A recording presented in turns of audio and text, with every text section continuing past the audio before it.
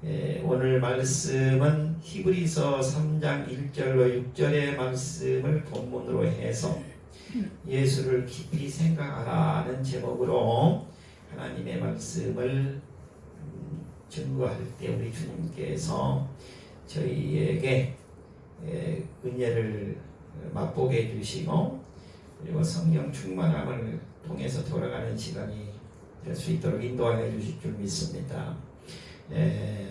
우리 주님께서 주시는 말씀으로 세상을 맑고 깨끗하게 할 수 있는 줄 믿습니다. 우리 인간은 다 죄인이라고 하지요. 우리 인간은 죄인입니다. 하나님과 나와 1대1의 관계로 보면 하나님과 이 세상에 있는 모든 70억의 인구 한 사람 한 사람 1대1 관계로 보면 전부 다 죄인이에요. 한 사람도 의인이 없습니다. 그래서 어떻게 해야 돼요? 이 세상에 대통령은 죄인이 아닙니까? 대통령도 죄인이죠. 돈 많은 사람도 죄인이죠. 우리가 지위가 높으냐 낮으냐만 다를 뿐이지 지위가 높아도 낮아도 죄인입니다. 대통령도 죄인이에요. 그래서 회사에서 말단 직원으로 일하는 사람도 공무원도 죄인입니다. 우리가 부자가 되어서 돈이 많아도 부자 죄인이죠. 가난해도 가난한 죄인이 되는 것입니다. 공부를 많이 했습니다. 박사가 됐어요. 박사도 죄인입니다. 공부를 하나도 하지 않은 사람도 죄인입니다. 이 세상에 살아가는 사람은 전부 다 죄인입니다. 나이를 많이 먹은 사람도 죄인이고 나이를 안 먹은 한 살로 태어난 어린아이도 죄인입니다. 남자도 죄인이고 여자도 죄인입니다. 나를 가르치는 선생님은 죄인이 아닙니까? 가르치는 선생님도 죄인이고 가르침을 받는 학생도 죄인입니다. 모든 사람이 다 죄인이라고 말하고 있습니다. 우리가 죄인으로부터 하나님과의 관계를 회복할 수 있는 방법을 우리 성경은 한마디로 정의해서 우리에게 가르쳐주고 있습니다. 뭐냐? 우리 인간이 하나님과 죄인이기 때문에 하늘에 계신 하나님께로 갈 수가 없습니다. 우리 하나님께서 우리에게로 오신 것입니다. 우리의 죄를 손잡아 주셔서 죄를 없애주시기 위해서 오신 거예요. 오신 분이 예수님입니다. 예수님과 우리가 손을 잡으면 우리 예수님께서 우리를 증인이 되셔서 죄인이 아니라고 보증을 써주십니다. 우리 주님을 만나면 죄인이 안 되는 거예요. 예수를 만나면 죄인이 아닙니다. 이 세상에 살다가 또 어떻게 됐습니까? 우리가 다 죄인인데 그대로 죽으면 지옥으로 내려가게 되어 있습니다. 지옥에 갔다가 올라온 사람은 한 사람도 없습니다. 그냥 죽으면 지옥으로 가는 것입니다. 예수를 믿지 않고 지옥으로 가는 사람은 그냥 무조건 죽으면 지옥으로 가는 것이죠. 우리는 예수님께서 십자가에 돌아가시고 내려갔다가 올라오셨어요. 부활하셨다는 것이죠.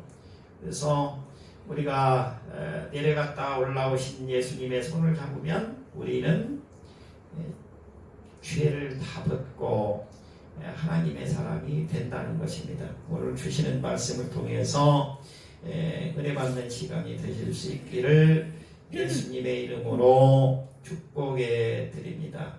자, 먼저 히브리서 3장 1절로 6절 말씀 중에서 1절을 먼저 한번 읽어보겠습니다. 한 절만 읽겠습니다. 그러므로 함께 하나님의 부르심을 입은 거룩한 형제들아, 우리가 믿는 도리의 사도이시며 대제사장이신 예수를 깊이 생각하라. 하늘의 부르심을 입은 거룩한 형제들아, 우리가 믿는 도리의 사도이시며 대제사장이신 예수를 깊이 생각하라. 예수님이 누구신가를 생각하라는 거예요. 하나님이 우리를 하나님과 손잡게 하시기 위해서 예수를 보내주셨습니다. 예수를 손잡으시면 우리는 구원을 받습니다. 구원을 받을 수 있는 것은 우리는 인간은 모두가 다 죄인이기 때문에 사람의 손을 잡으면 우리의 문제가 해결되는 것이 안 됩니다.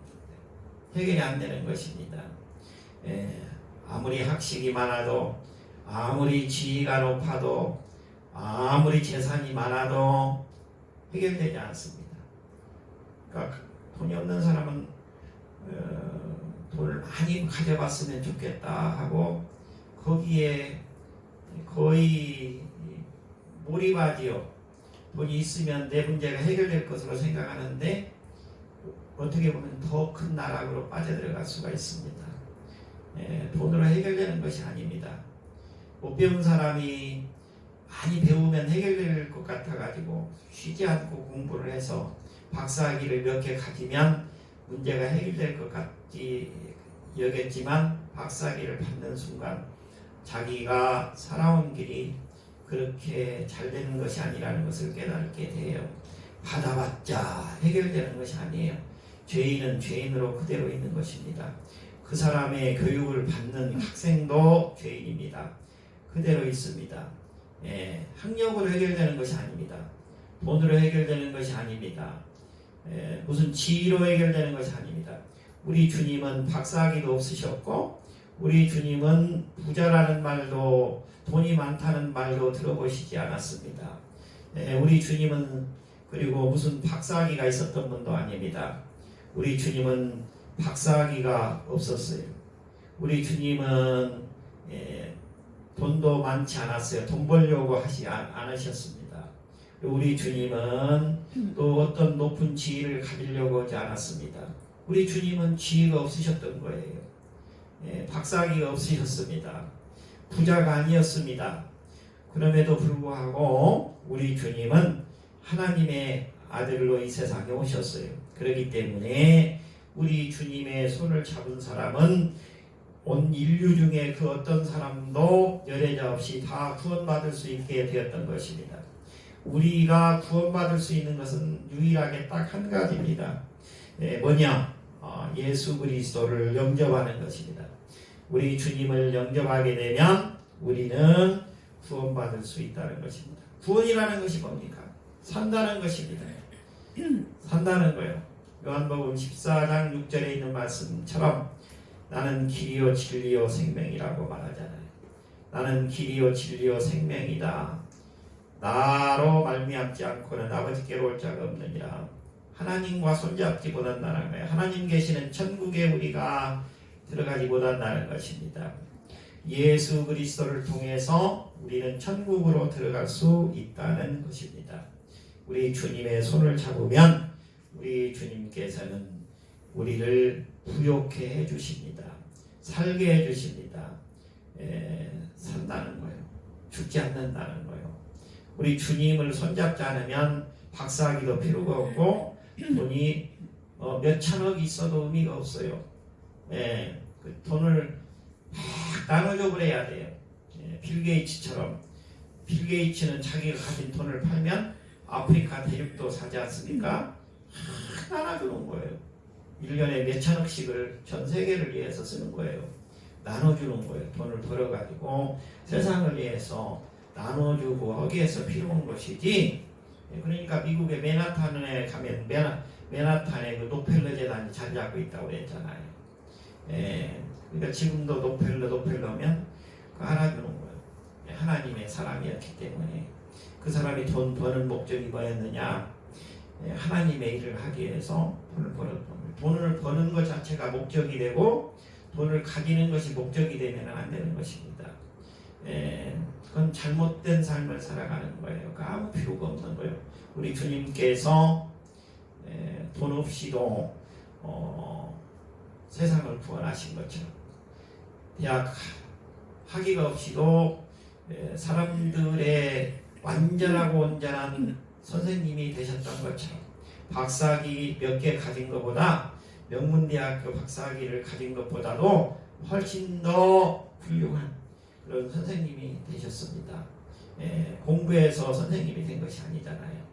하나님의 아들로 우리의 죄를 사실 수 있는 완전하고도 온전한 그 능력을 소유했기 때문에 우리 주님은 바로 구원자가 되신 것입니다. 우리는 예수님을 영접하고 예수의 손을 붙들게 되면 바로 우리는 구원받게 된다는 거예요. 구원받는 것은 딱 두 가지 방법이 있죠. 한 가지는 뭐냐? 영원히 그냥 죽어서 가는 거예요. 지옥으로 가는 거예요. 세상 사람들이 살다가 안 풀리고 뭐 하면 어떻게 돼요? 안 풀리면 또 어저께인가 그저께 뉴스에 보니까 어떤 그 여성이 회사에서 사퇴하려고 그만두려고 하는데 회사에서 그만두게도 못 하는 거예요. 그러니까 회사에서 그냥 자살해 버렸어요. 사무실에서 자살했다 그래가지고 나왔더라고. 어리석지요.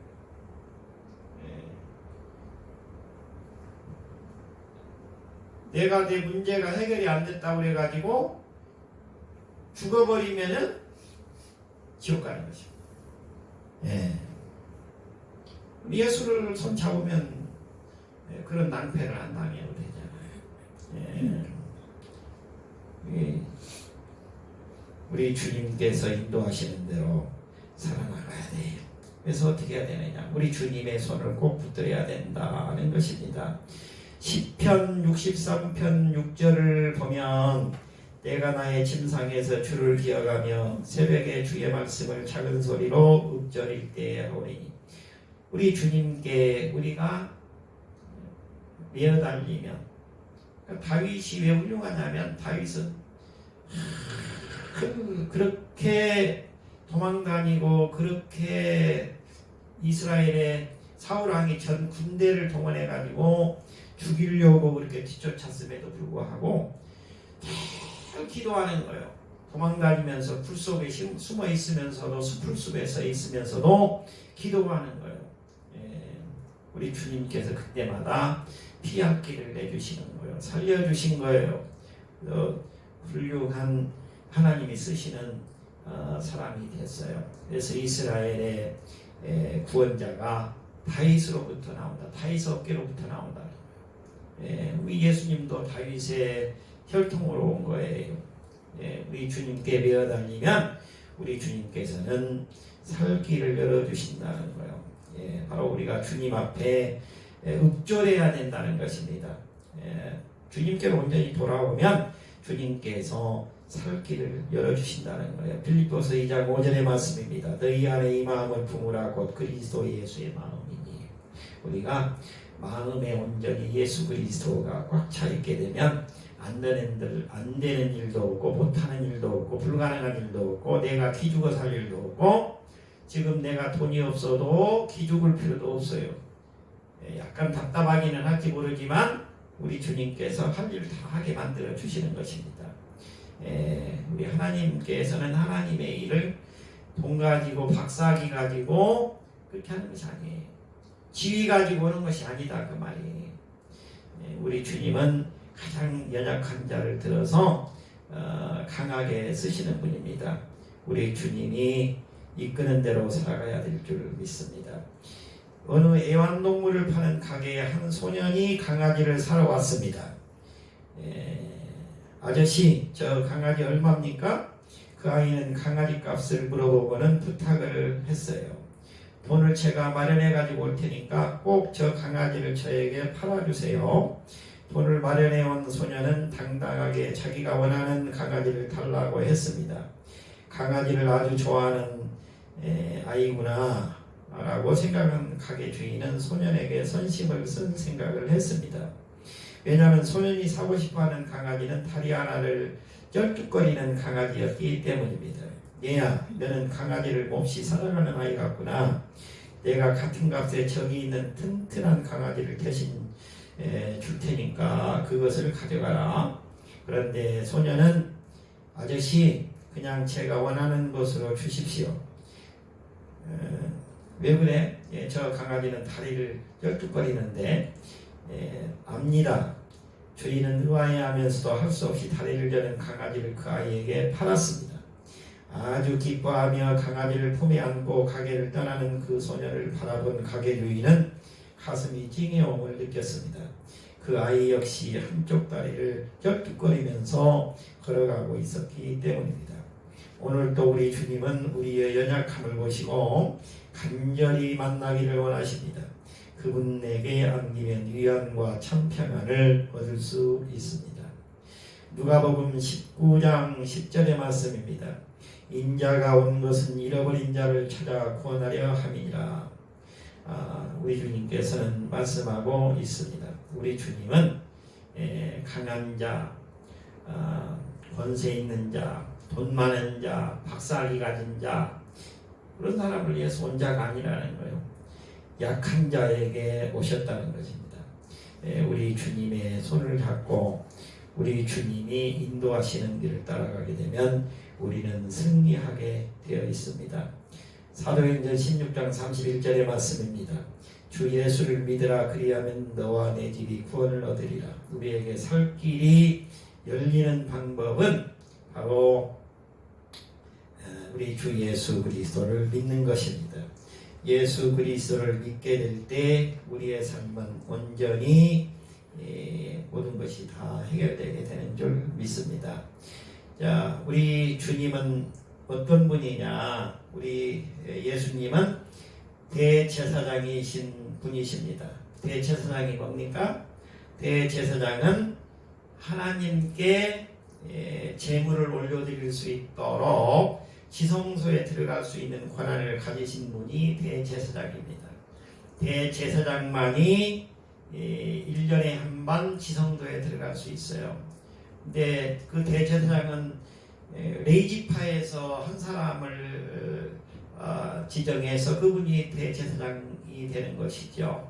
그런데 그분도 또 마찬가지 대제사장도 사람입니다. 인간입니다. 대제사장도 죄인인 것입니다. 그런데 우리 예수님은 대제사장이 되셨어요. 어떻게 되셨느냐?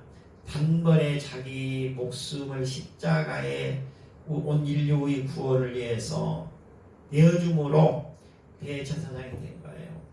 그래서 죄인이 아니신 우리 예수님께서 대제사장이 되셨기 때문에 대제사장인 우리 주 예수 그리스도의 손을 잡게 되면 우리 주님께서 우리의 모든 문제를 다 해결해 주신다는 것입니다. 자, 2절과 3절의 말씀을 한번 읽어보도록 하겠습니다. 2절 3절의 말씀입니다. 같이 읽겠습니다. 그는 자기를 세우신 이에게 신실하시기를 모세가 하나님의 온 집에서 한 것과 같이 하셨으니 그는 모세보다 더욱 영광을 받을 만한 것이 마치 집 지은 자가 그 집보다 더욱 존귀함 같으니라. 아멘. 우리 주님은 몸소 실천에 보이셨어요. 2절의 말씀을 보시면 자기를 세우신 이에게 신실하시기를 모세가 하나님의 온 집에서 한 것 같이 하셨다. 자기를 세우신 이가 하나님이죠. 하나님께서 구약 시대에는 모세를 이스라엘 백성의 인도자로 세우셨습니다. 모세가 하나님의 말씀대로 충성을 다했다는 것이죠. 그런데 모세는 인간이죠. 모세는 죄인인 것입니다. 그러나 하나님으로부터 보냄을 받고 이 세상에 오신 예수님은 죄인이 아니시잖아요. 우리 예수님께서는 바로 하나님이 보내신 그 목적대로 살기 위해서 충성을 다하셨습니다. 하나님의 온 집에서 한 것과 같이 충성하셨다는 거예요. 모세가 죄인이면서 하나님의 인도자로 이스라엘을 이끄는 인도자로 세움을 받고 이스라엘 백성들을 애굽에서 가나안 땅으로 인도했습니다. 우리 주님은 온 인류의 그 죄를 다 없애주시기 위해서 온 인류의 그 죄인들을 죄를 사해 주시고 우리를 구원하시기 위해서 온 인류의 구원자로 이 세상에 부름을 받고 보냄을 받아 이 세상에 오셨습니다. 우리가 이스라엘만의 인도자로 세움을 받은 모세보다 전 인류의 죄를 구원하시기 위해서 보냄받고 오신 그 예수님이 훨씬 바로 모세보다 크신 분이다 하는 것입니다. 그러니까 우리는 예수님을 따라가면 산다는 거예요. 예수님이 보여주신 그 모습을 우리가 본받고 따라가는 삶을 살게 되면 우리는 구원받는다는 것입니다. 고린도전서 4장 2절입니다. 맡은 자들에게 구할 것은 충성이니라. 우리 주님께서 우리를 불러주셨기 때문에 우리가 이 자리에 모여서 예배를 드릴 수 있잖아요. 숫자에 상관없이 우리 주님은 축복하여 주실 줄 믿습니다. 그게 우리 주님이 지금까지 해오신 역사잖아요. 우리 주님께서 함께 하셔야 모든 일이 이루어지는 줄 믿습니다. 한 교인이 서울역에 나갔다가 충격적인 장면을 목격했습니다. 역 앞에는 갈 곳 없는 노숙자들과 노인들이 지쳐서 많은 사람들이 앉아 있었습니다. 그 비참한 모습을 보고 그는 하소연했습니다. 하나님, 왜 세상이 이렇게 불공평합니까? 왜 하나님은 그냥 보고만 계십니까? 왜 대책을 세우시지 않습니까? 그때 갑자기 마음속에 하나님의 음성이 들려왔습니다. 대책을 세우지 않았다고 생각하느냐? 내가 너를 그냥 그곳에 지금 보낸 줄 아느냐? 내가 세운 대책이 바로 지금 너에게 지금 보여주고 있는 바로 대책이다. 이런 감동을 주셨어요. 우리 주님께서는 바로 지금이 중요하다는 거예요. 그리고 네가 그 일을 하라는 거예요. 우리 주님께서 그 사람을 그 시간에 거기에 보내주신 것은 그 사람에게 그 일을 하라고 보내주셨다는 것입니다. 우리 주님께서는 1.1핵도 오차 없이 주님이 계획하신 일들을 다 하십니다. 모세보다도 더 높으신 우리 대제사장이신 예수님을 통해서 우리가 예수님께 아뢰면 우리 주님께서 모든 것을 다 책임져 주실 줄 믿습니다. 디모데전서 1장 12절의 말씀입니다. 나를 능하게 하신 그리스도 예수 우리 주께 내가 감사하는 나를 충성되이 여겨서 내게 직분을 맡기시니 우리 주님께서는 우리에게 필요한 직분을 맡기신 거예요. 그렇기 때문에 내게 맡겨주신 그 직분을 우리가 충실히 감당해야 돼요. 내가 지금 하고 있는 일이 내가 크리스찬으로서 예수를 믿는 사람으로서 온당하게 행동을 하고 있는지도 되돌이켜 봐야 됩니다. 우리 주님은 영광 받으실 분이라는 거예요. 우리 주님은, 우리 예수님은 자 4절 5절을 같이 읽어보시겠습니다. 집마다 지은이가 있으니 만물을 지으신 이는 하나님이시라. 또한 모세는 장래에 말할 것을 정언하기 위하여 하나님의 온 집에서 종으로 신실하셨고 우리 주님은 태초에 성부 하나님과 함께 세상을 만드셨습니다. 이 세상을 만드셨어요. 나를 만드신 분도 우리 주님이신 것입니다. 모세를 만드신 분도 우리 주님이신 겁니다. 모세를 이스라엘 백성의 인도자로 세우신 분도 우리 주님이신 것입니다. 우리 예수님은 바로 태초에 이 세상을 창조하시고 인간을 만드실 때 계셨습니다. 그래서 지금 우리 곁에서 우리와 함께 일하고 계십니다. 우리 주님은 우리 안에서 지금도 살아계셔서 역사하고 계시기 때문에 주님의 손을 잡고 나가게 되면 승리한다는 것입니다. 우리 주님은 우리의 죄를 사하 주실 수 있는 완전한 능력을 지니신 분이십니다. 따라서 우리 주님의 손을 우리가 꼭 붙잡고 나가게 되면 우리 주님은 우리를 통해서 역사하십니다. 요한복음 3장 31절의 말씀입니다. 위로부터 오시는 이는 만물 위에 계시고 땅에서 난 이는 땅에 속하여 땅에 속한 것을 말하느니라.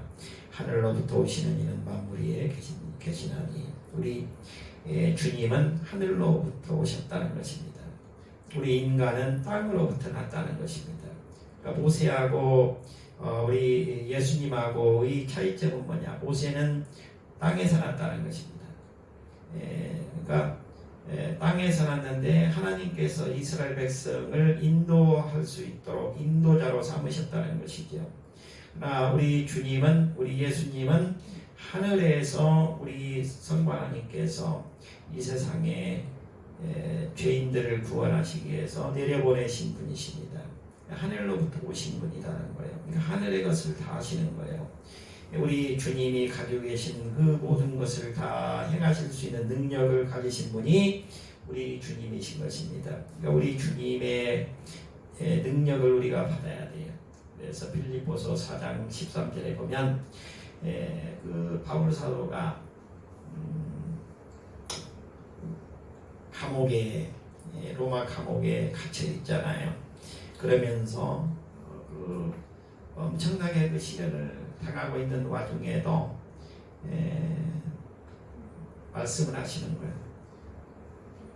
어려움 중에 처했을 때 말씀하시는 것입니다. 내게 능력 주시는 자 안에서 내가 모든 것을 할 수 있느니라.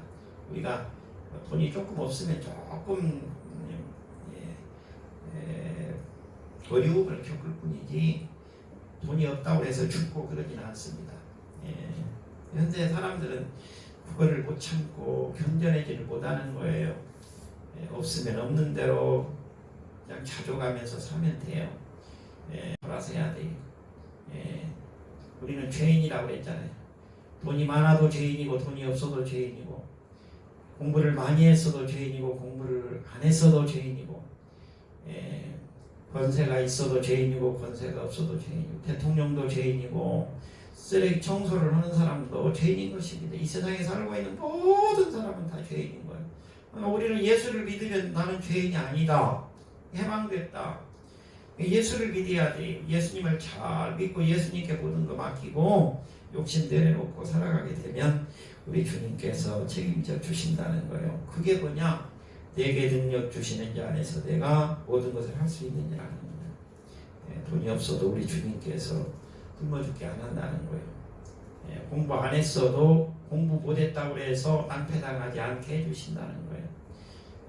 뭐 권세 없다고 해서 우리 주님께서 그것 때문에 무슨 일이 크게 터져가지고 내가 사람 무시 못하게 만들지 않는다는 거예요. 우리 주님의 손을 잡으면 우리 주님께서는 우리를 쓰신다는 것입니다. 우리 주님께서는 바로 이 시간에도 우리를 지켜보고 계십니다.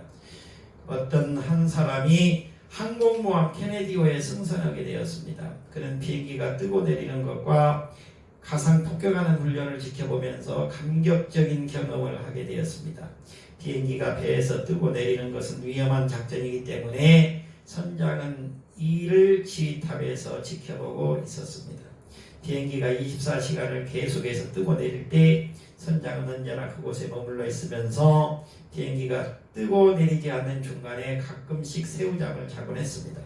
조종사들은 굉장히 빠른 속도로 이 갑판 위에 이 중략을 했습니다. 그럴 때마다 선장이 자기의 기술을 지켜보고 있다는 것을 알고 있었기 때문에 긴장하고 또 위험이 된다고 했습니다. 하나님께서 우리를 지켜보시고 돌보시는 것에도 이와 똑같습니다. 오히려 더 철저하게 우리 주님은 우리를 지켜보고 계십니다. 주님께서는 한결같은 사랑으로 우리를 지도하고 보호해주시며 오늘 지금 이 순간에도 우리를 인도해주고 계십니다. 우리 주님은 언제나 항상 눈동자같이 그 지휘탑에 머물러 계셔서 우리가 실족하지 않도록 그리고 우리가 어려움을 당할 때 우리를 도우실 수 있도록 늘 우리를 주시하고 계시는 것입니다. 시편 121편 3절의 말씀입니다. 여호와께서 너를 실족하지 아니하게 하시며 너를 지키시는 이가 졸기 아니하시리로다. 우리 주님은 졸지도 아니하시고 우리를 지키신다는 것입니다. 오늘 말씀을 이제 마무리하겠습니다. 6절 같이 읽고 오늘 말씀 맺겠습니다. 그리스도는 하나님의 집을 맡은 아들로서 그와 같이 하셨으니 우리가 소망의 확신과 찬양을 끝까지 굳게 잡고 있으면 우리는 그의 집이라. 우리가 소망의 확신과 자랑을 끝까지 굳게 잡고 있으면 우리는 그의 집이다. 영어로 보면 이렇게 굉장히 명쾌한데 We are his house. 여기 his 그의 집 할 때 그는 예수 그리스도를 말하는 거죠. 우리가 예수 그리스도의 집이다. 우리가 예수 그리스도를 믿고 소망의 확신과 찬양을 끝까지 굳게 붙들고 있으면 우리는 예수 그리스도 집안에 살아가고 있다는 것입니다. 우리는 예수 그리스도 집안에 들어가 있다는 거예요. 예수 그리스도 안에 들어가 있다는 것은 우리가 안전하다는 거예요. 돈이 없어도 학력이 없어도 지위가 없어도 우리는 안전하다는 것입니다.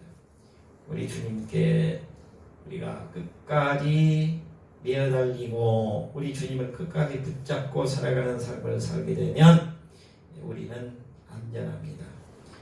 기도하겠습니다. 고마우신